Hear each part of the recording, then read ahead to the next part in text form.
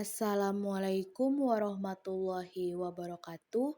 Perkenalkan, saya Cindy Febrina dengan NIM 2003 20125. Pada video kali ini, saya akan memaparkan materi tentang TQM pada mata kuliah Manajemen Mutu Produk Pertanian kelas 7C. Sejarah Total Quality Management. Sejarah TQM dimulai pada awal tahun 1900-an ketika Walter Seward memperkenalkan pengendalian kualitas modern. Seward menghasilkan karya industri penting berjudul Pengendalian Ekonomi Kualitas Produk yang diproduksi pada tahun 1931. Eksposisi ini dianggap sebagai salah satu prinsip dasar dan dasar pengendalian kualitas manufaktur. Perkembangan lebih lanjut dalam karya Seward memperkenalkan standar baru dalam manajemen mutu. Beberapa dekade kemudian, Joseph M. Juran menerbitkan buku pada tahun 1954. Karya tersebut didasarkan pada pengalaman Juran diundang ke Jepang oleh ilmuwan dan insinyur Jepang. Juran kemudian ikut menulis perencanaan dan analisis kualitas. Buku terlaris lainnya di TQM. Konsep dasar Total Quality Management atau TQM. Pada dasarnya, manajemen kualitas atau quality management atau lebih dikenal dengan Total Quality Management atau TQM adalah proses yang berkelanjutan untuk mencapai tingkat kualitas yang lebih baik dalam memenuhi kebutuhan pelanggan akan produk dan jasa pelayanan yang dimiliki perusahaan atau continuously performance improvement. Proses perbaikan ini berlaku di setiap level operasional, area fungsional, dan menggunakan sumber daya yang ada, baik manusia, material, waktu, modal, informasi, dan lainnya. TQM adalah quality management yang merupakan tanggung jawab semua level organisasi dengan top manajemen sebagai pengendali. TQM merupakan sebuah definisi dari aktivitas dan kegiatan yang menggunakan alat bantu seperti yang pertama, quality planning atau perencanaan kualitas. Perencanaan kualitas atau quality planning adalah penetapan dan pengembangan tujuan dan kebutuhan untuk sebuah kualitas serta penerapan sistem kualitas yang telah ditetapkan sebelumnya. Perencanaan merupakan bagian dari sebuah manajemen strategi, sehingga arah dan tujuan organisasi dapat jelas dimengerti dan dipahami oleh seluruh level perusahaan, organisasi. Dan dalam jangka waktu panjang, tujuan organisasi harus mengarah pada quality first atau kualitas yang pertama. Yang kedua ada quality control atau pengendalian kualitas. Teknik dan aktivitas operasional yang dipergunakan untuk memenuhi persyaratan kualitas. Setiap perencanaan yang telah dieksekusi atau dilaksanakan perlu memenuhi syarat kontrol dan monitoring yang tepat dan berkala. Pengendalian kualitas merupakan arahan agar quality planning berjalan sesuai koridor, arah, dan tujuan organisasi. Yang ketiga ada quality asuransi atau jaminan kualitas. Tindakan yang terencana dan sistematik yang diimplementasikan dan didemonstrasikan guna memberikan kepercayaan yang cukup bahwa produk dan jasa layanan perusahaan akan tetap memuaskan kebutuhan kualitas tertentu. Dengan adanya sistematika pengendalian kualitas, maka output dan outcome organisasi atau perusahaan akan menjadi sebuah merek ternama yang terjamin mutu dan kualitasnya. Disinilah perusahaan dan tim memerlukan feedback dari pihak internal ataupun eksternal tentang produk dan jasa yang telah diberikan. Yang keempat ada quality improvement atau peningkatan kualitas. Tindakan yang diambil guna meningkatkan nilai produk dan jasa untuk pelanggan melalui peningkatan efektivitas dan efisiensi dari proses dan aktivitas melalui struktur organisasi.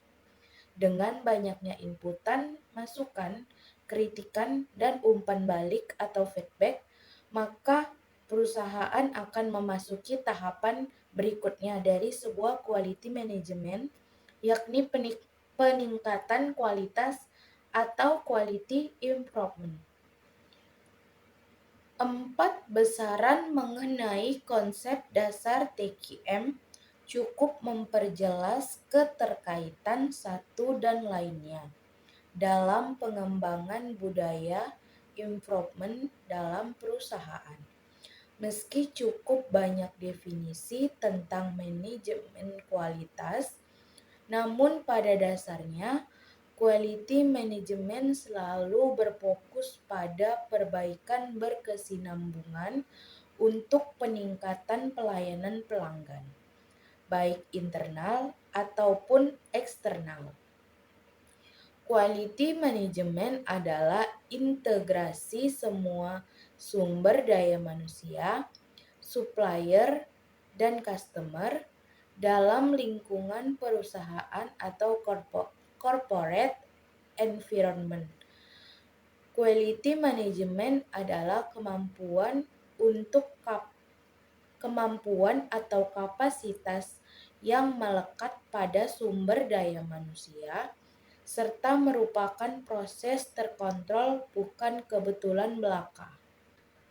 Dalam TQM, Total Quality Management, semua anggota organisasi atau karyawan perusahaan harus berpartisipasi aktif dalam melakukan peningkatan proses, produk, layanan, serta budaya di mana mereka bekerja, sehingga menghasilkan kualitas terbaik dalam produk dan layanan yang pada akhirnya dapat mencapai kepuasan pelanggan atau konsumen.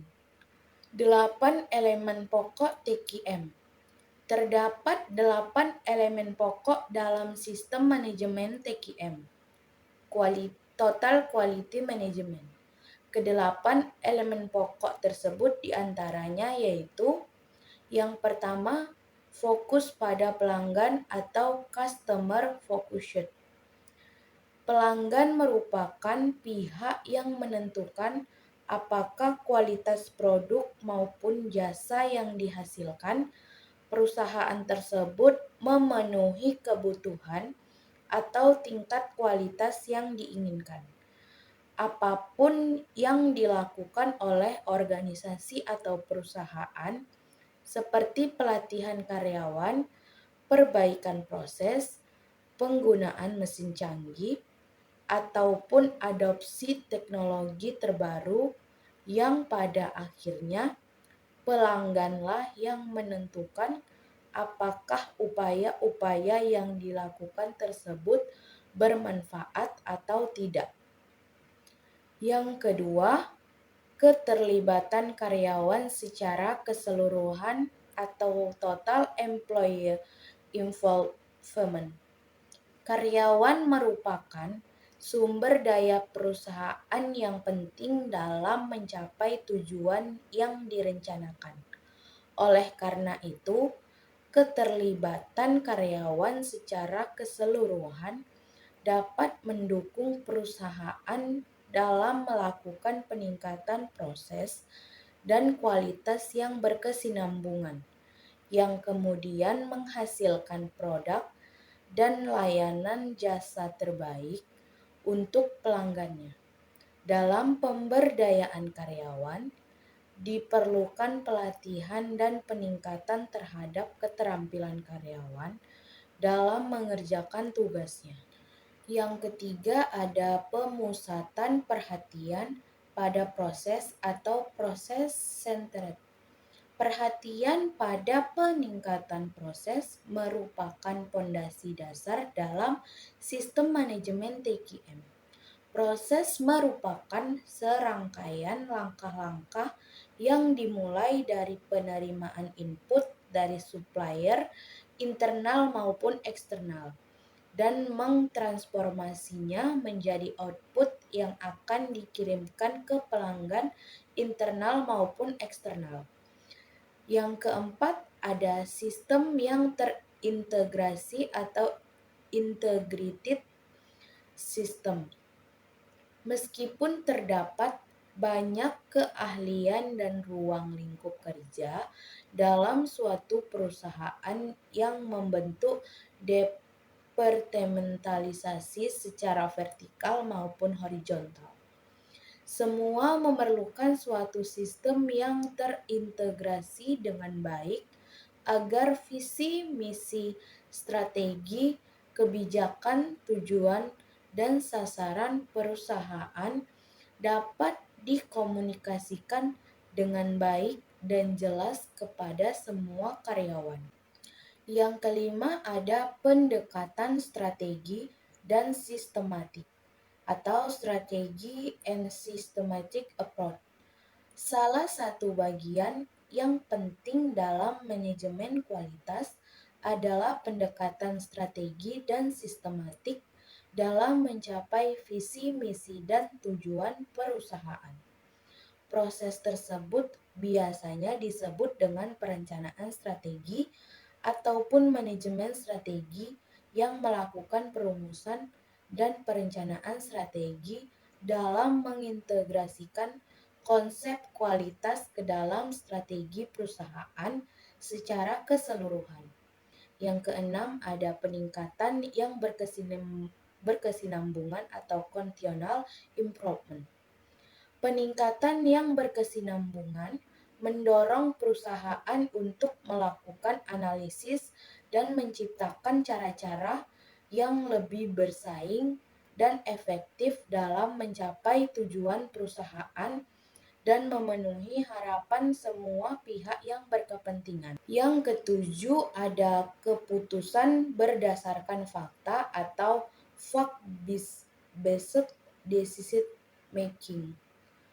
Untuk mengetahui sejauh mana kinerja suatu perusahaan, diperlukan data untuk mengukurnya. TQM mewajibkan perusahaan tersebut untuk mengumpulkan dan melakukan analisis data secara berkesinambungan agar keputusan ataupun kebijakan yang diambil benar-benar akurat dan tepat sasaran. Dengan adanya data, kita dapat menarik kesimpulan berdasarkan kejadian ataupun hasil sebelumnya. Yang kedelapan ada komunikasi atau communication. Dalam operasional sehari-hari, perusahaan pasti akan mengalami perubahan. Perubahan tersebut perlu dikomunikasikan dengan baik kepada semua karyawan yang bersangkutan. Komunikasi yang baik juga akan menimbulkan motivasi dan semangat kerja dalam mencapai tujuan perusahaannya. Manfaat manajemen kualitas total atau TQM. Penerapan TQM menghasilkan banyak manfaat bagi organisasi atau perusahaan, yaitu Yang pertama, peningkatan kepuasan pelanggan, yaitu memenuhi dan melampaui harapan pelanggan, meningkatkan loyalitas pelanggan, dan promosi dari mulut ke mulut yang positif. Yang kedua, ada peningkatan efisiensi. Proses yang disederhanakan, mengurangi limbah, waktu tunggu lebih singkat, dan biaya lebih rendah. Yang ketiga, produk dan layanan berkualitas tinggi, yaitu memberikan produk dan layanan berkualitas tinggi secara konsisten akan membangun reputasi yang kuat dan keunggulan kompetitif. Yang keempat, ada peningkatan semangat karyawan.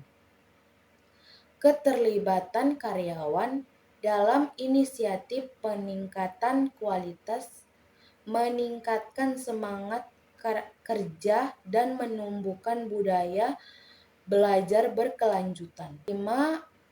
Ada hubungan pemasok yang lebih baik, yaitu hubungan kolaboratif dengan pemasok menghasilkan peningkatan kualitas bahan baku dan komponen. Yang keenam, ada keunggulan kompetitif, yaitu TQM membantu organisasi atau perusahaan menonjol di pasar yang padat, menarik lebih banyak pelanggan, dan peluang untuk berkembang. 7. Konsep program TQM yang efektif. Ada 7 konsep program TQM yang efektif, yaitu yang pertama, perbaikan berkesinambungan. TQM membutuhkan perbaikan berkesinambungan yang tidak pernah berhenti mencakup orang, peralatan, pemasok, bahan, dan prosedur. Dasar filosofi ini adalah setiap aspek dari operasi perusahaan dapat diperbaiki. Tujuan akhirnya adalah kesempurnaan yang tidak akan pernah dapat diraih, tetapi selalu diupayakan. Yang kedua ada Six Sigma. Six Sigma adalah program untuk menghemat waktu, meningkatkan kualitas, dan menurunkan biaya. Six Sigma juga merupakan sebuah sistem yang menyeluruh, yaitu suatu strategi karena berfokus pada kepuasan pelanggan total. Disiplin karena mengikuti Six Sigma, improvement model formal, dan sekumpulan perangkat atau lembar perangkat, diagram sebab akibat, diagram Pareto, diagram alir, histogram, dan statistical process control untuk memperoleh dan mempertahankan kesuksesan dalam bisnis. Yang ketiga, ada pemberdayaan pekerja. Pemberdayaan pekerja berarti melibatkan pekerja pada setiap langkah proses produksi. Ada beberapa cara untuk memberdayakan pekerja. Yang pertama, membina jaringan komunikasi yang melibatkan pekerja. Yang kedua, membentuk para pekerja yang bersikap terbuka dan mendukung. Yang ketiga, memindahkan tanggung jawab dari manajer dan staf kepada para pekerja di bagian produksi. Yang keempat, membangun organisasi yang memiliki moral yang tinggi. Dan yang terakhir, menciptakan organisasi formal sebagai tim-tim yang lingkaran-lingkaran kualitas. Yang keempat, ada tolok ukur atau benchmarking. Benchmarking merupakan pemilihan standar kinerja yang mempresentasikan kinerja terbaik dari suatu proses atau aktivitas. Benchmarking meliputi pemilihan standar produk, jasa, biaya, atau kebiasaan yang mewakili suatu kinerja terbaik dari proses atau aktivitas serupa dengan proses perusahaan.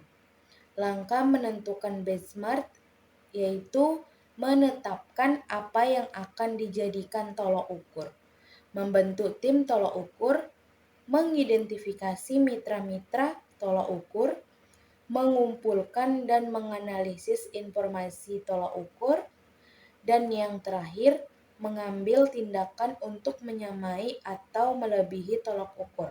Yang kelima ada just in time. Konsep JIT diadakan untuk perbaikan berkesinambungan dan penyelesaian masalah. Dalam konsep JIT, barang produksi dan diantarkan saat mereka dibutuhkan atau saat ada permintaan. JIT berkaitan dengan kualitas dalam beberapa hal. Yang pertama, JIT memangkas biaya kualitas. Yang kedua, JIT meningkatkan kualitas. Kualitas yang lebih baik berarti persediaan yang lebih sedikit, serta sistem JIT yang lebih baik dan mudah digunakan. Tujuan memiliki persediaan adalah melindungi kinerja produksi yang buruk yang disebabkan oleh kualitas yang tidak dapat diandalkan. Jika kualitasnya konsisten, maka JIT membuat perusahaan dapat mengurangi semua biaya yang terkait pada persediaan. Yang keenam, ada konsep Taguchi. Genichi Taguchi memberikan 3 konsep yang bertujuan memperbaiki kualitas produk dan proses, yaitu yang pertama, ketangguhan kualitas atau quality robustness. Produk berkualitas tangguh adalah produk yang dapat diproduksi secara beragam dan konsisten dalam segala kondisi manufaktur dan lingkungan yang kurang baik, bukan menghilangkan penyebabnya. Taguchi menyarankan bahwa menghilangkan pengaruh biasanya lebih murah daripada menghilangkan penyebab, dan lebih efektif dalam produksi produk dengan tangguh.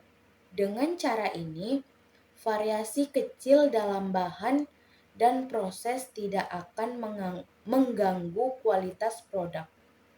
Yang kedua ada fungsi kerugian kualitas atau quality loss function. Quality loss function atau QLF mengidentifikasikan semua biaya yang berkaitan dengan kualitas rendah dan menunjukkan bagaimana biaya ini meningkat jika kualitas produk semakin jauh dengan keinginan pelanggan.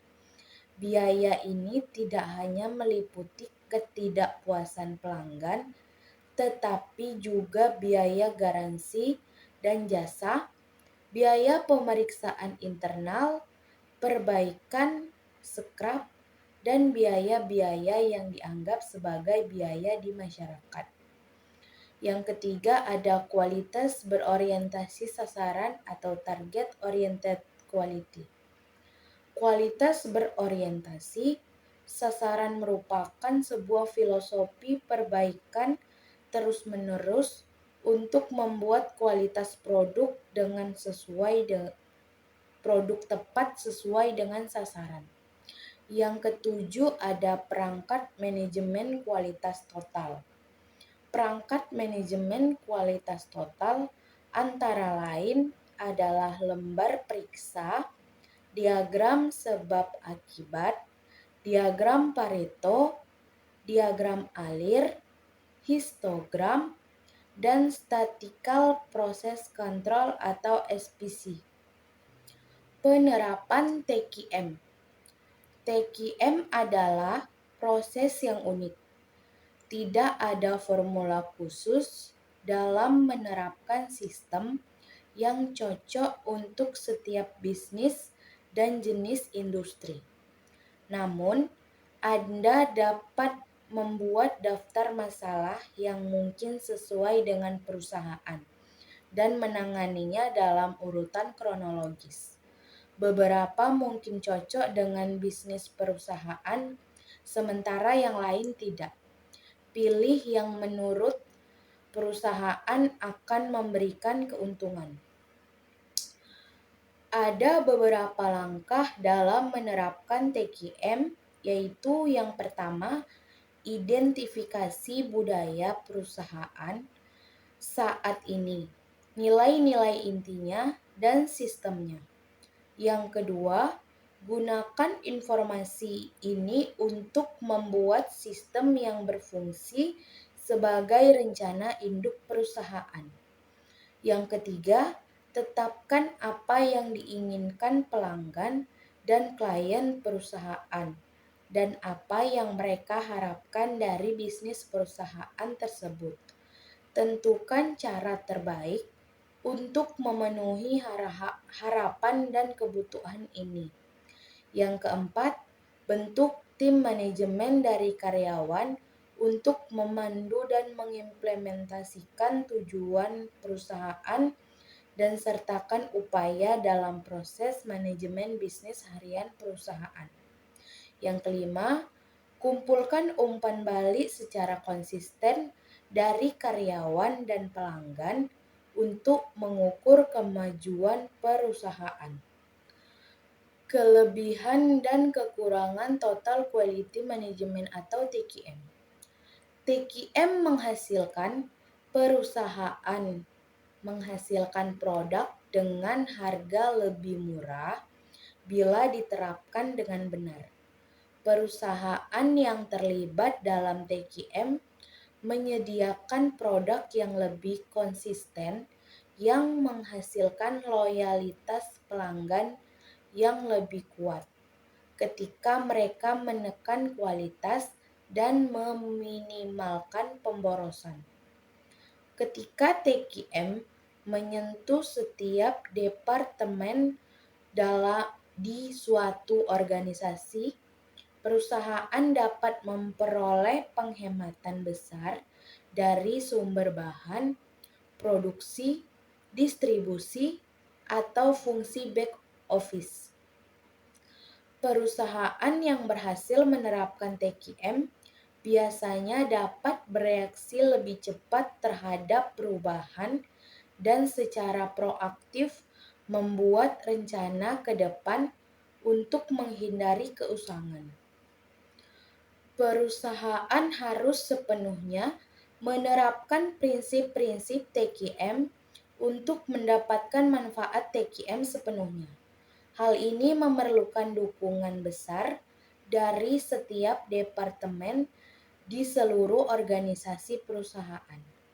Tingkat komitmen ini sangat sulit dicapai, memerlukan investasi finansial yang besar, dan mengharuskan seluruh tingkat manajemen untuk terlibat dalam TQM.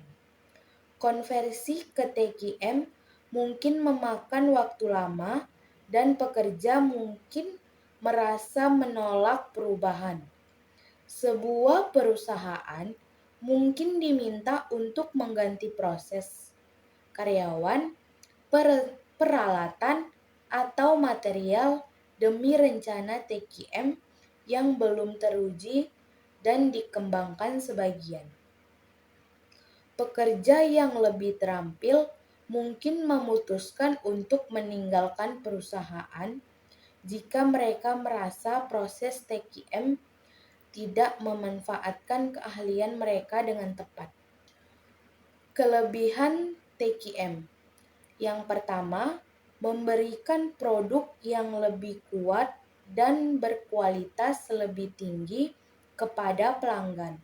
Yang kedua, menghasilkan biaya keseluruhan perusahaan yang lebih rendah. Yang ketiga, meminimalkan pemborosan di seluruh proses produksi dan penjualan. Yang keempat, memungkinkan perusahaan menjadi lebih mudah beradaptasi. Kekurangan TQM. Yang pertama, mungkin memerlukan investasi finansial yang besar untuk beralih ke praktik TQM. Yang kedua, seringkali memerlukan konversi ke praktik TQM dalam jangka waktu yang lama. Yang ketiga, mungkin akan menemui penolakan terhadap perubahan. Dan yang terakhir, membutuhkan dukungan seluruh perusahaan agar berhasil.